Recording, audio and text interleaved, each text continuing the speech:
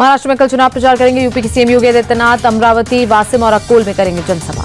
महाराष्ट्र में चुनाव से पहले शरद पवार का चुनावी राजनीति से संन्यास के संकेत। बोले कहीं तो रुकना पड़ेगा, अब नहीं लड़ूंगा चुनाव, नए लोगों को चुनकर आना चाहिए। कल महाविकास अघाड़ी का ज्वाइंट मैनिफेस्टो होगा लॉन्च। मुंबई में राहुल गांधी भी होंगे शामिल। नागपुर में डिप्टी सीएम देवेंद्र फडणवीस ने किया रोड शो। बीजेपी के समर्थन में मांगे वोट। महाराष्ट्र के डिप्टी सीएम देवेंद्र फडणवीस का बयान, कहा संघ का एजेंडा पहले देश, अगर इस रास्ते पर चलना गलत तो हम बार बार चलेंगे। देवेंद्र फडणवीस का कांग्रेस पर अटैक, कहा इनका झूठा नैरेटिव नहीं चलेगा, महाराष्ट्र में बनेगी महायुति की सरकार। झारखंड में सीएम योगी आदित्यनाथ का ताबड़तोड़ प्रचार। हजारीबाग में बोले जब जब बटे हैं निर्ममता से कटे हैं। सीएम योगी ने कहा जातियों के नाम पर बटिए मत, एक रहिए नेक रहिए, समय बटने का नहीं मोदी के साथ चलने का।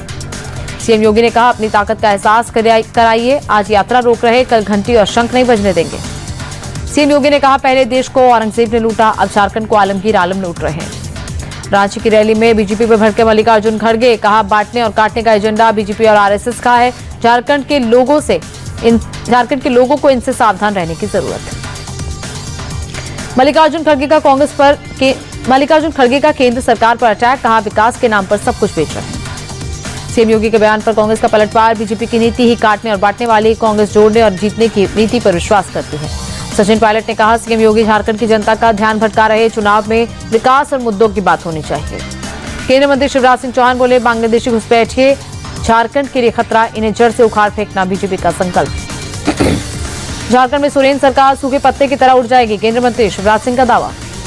रांची में रक्षा मंत्री राजनाथ सिंह की रैली, जेएमएम, आरजेडी और कांग्रेस को बताया फुस बम, कहा कोई डूबी नैया में नहीं बैठना चाहेगा।